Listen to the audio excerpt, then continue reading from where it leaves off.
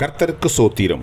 இன்றைய வேத வசனம் எபேசியர் 4ஆம் அதிகாரம் 31ஆம் வசனம்.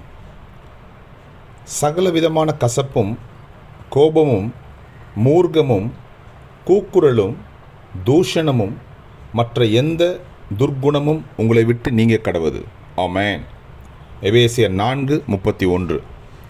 சகலவிதமான கசப்பும் கோபமும் மூர்க்கமும் கூக்குரலும் தூஷணமும் மற்ற எந்த துர்க்குணமும் உங்களை விட்டு நீங்க கடவுது.